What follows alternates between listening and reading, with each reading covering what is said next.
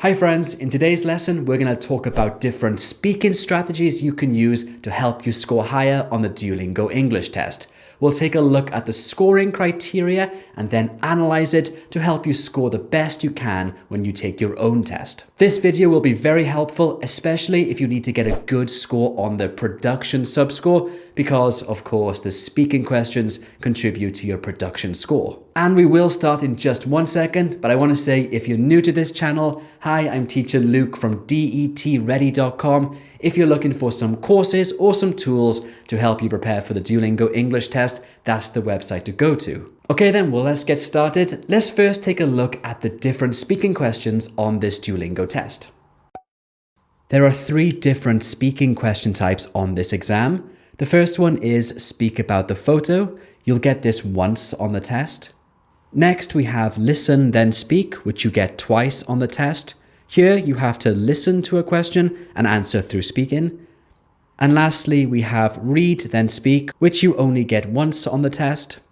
In this question, you have to read a prompt and then respond through speaking. For all of these questions, you need to speak for at least 30 seconds, but you have 90 seconds in total to answer. So those are the 3 graded speaking questions on this Duolingo English test. And as you just saw, you have to answer 4 speaking questions in total, which is quite a lot, and that does affect your production subscore. So you do need to learn how to answer these questions well, which we will look at now. The best way to learn how to answer them well is to analyze the scoring criteria that Duolingo provide for us. So let's do that now, and then I'll give you some strategies to score high for each point on the criteria. So let's look at this criteria here. You can find this on the DET official guide, and these are the points you scored on for speaking.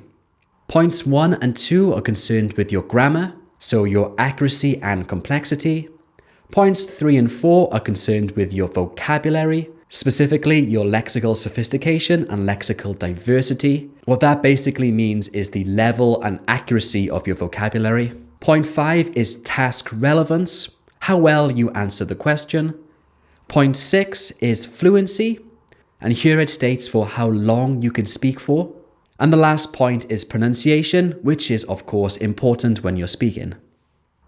Okay, so that's the scoring criteria. Now let's go over some strategies to help you score well for each of these points. We'll start off with point 1 and 2, which is of course all about grammar.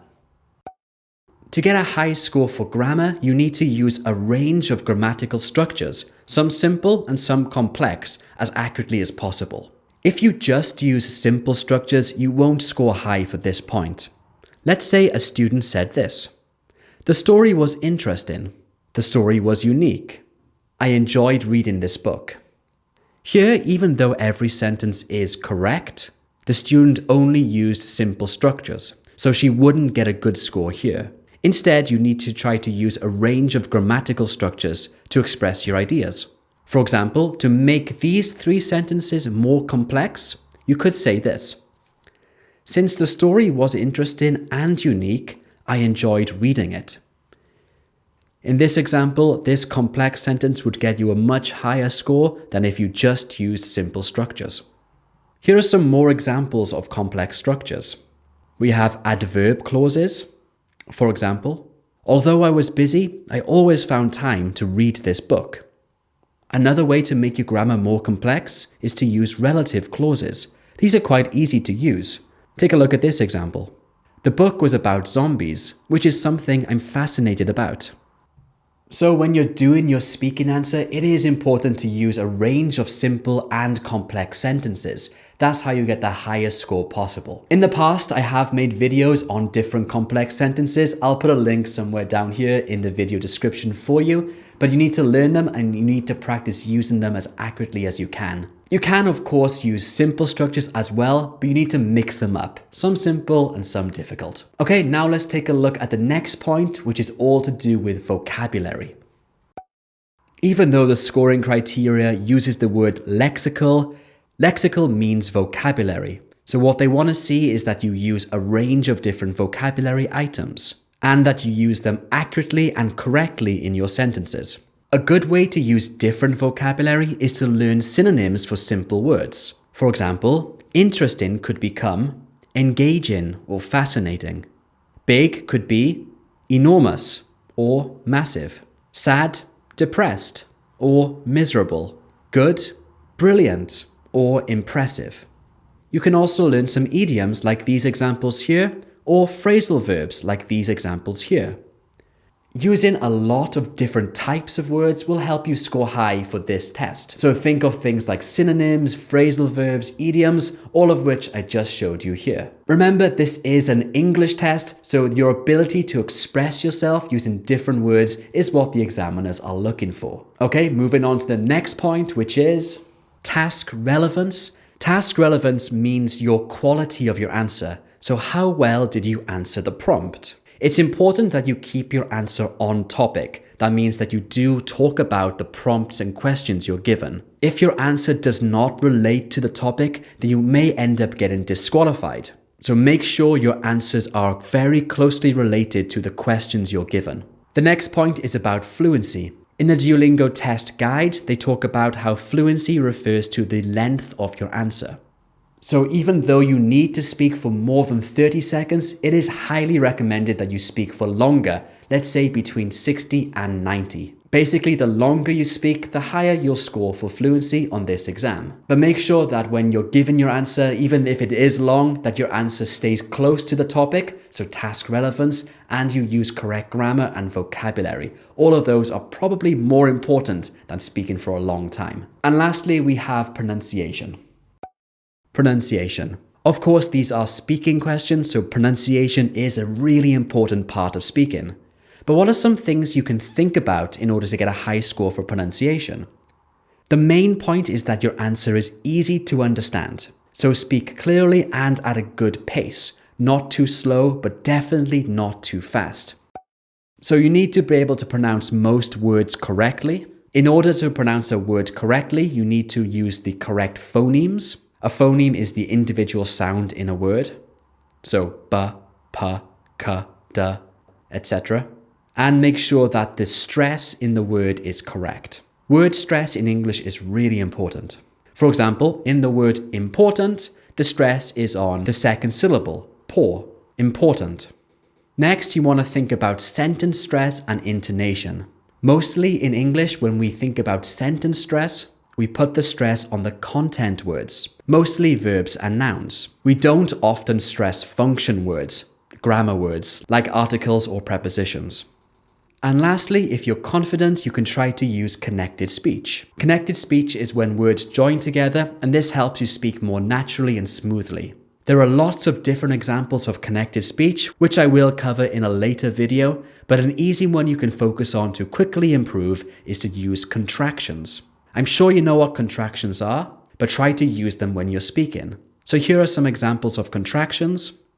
I have, I've, she would, she'd, they are, they're, it will, it'll. Using simple contractions like these will help your pronunciation sound a lot more native-like and help you get a higher score for pronunciation on this test.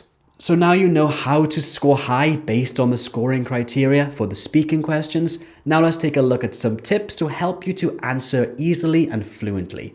These tips will be greatly helpful, and at the end I'll show you a full practice answer which you can analyze. Okay, let's take a look at some tips. My first tip is to respond to the prompts. These prompts are here to guide you and to give you ideas of what to talk about. So I always recommend you go through each prompt point by point. That way you'll almost certainly speak for the required amount of time. Always expand your answers. So provide reasons or examples. Remember that this is an English test, so you're supposed to show off your English, and the best way to show off your English is by talking a lot about your ideas. So always expand on your answers. Give reasons, give examples, anything to talk more about your ideas.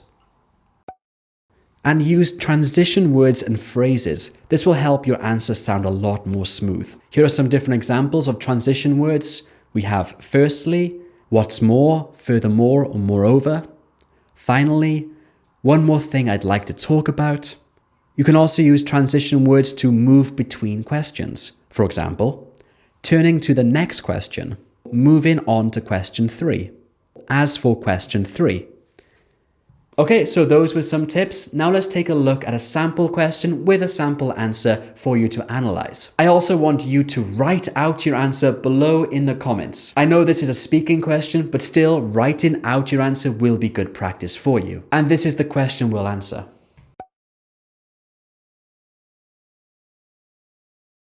I recently saw a live performance of Swan Lake at an arts centre in London, where I currently live. Swan Lake is a famous ballet where many talented dancers and performers dress in amazing costumes and perform live on stage with a full orchestra.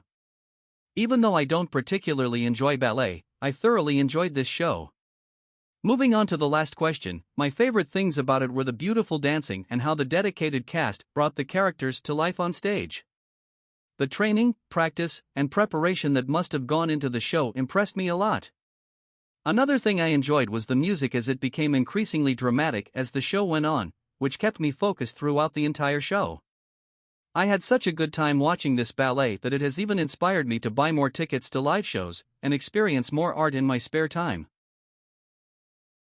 Okay, I hope this video was helpful. Now I recommend you watch this video here because it'll help you with your listening skills. Also very important for this test. Okay, thanks for watching and I'll see you here. Bye.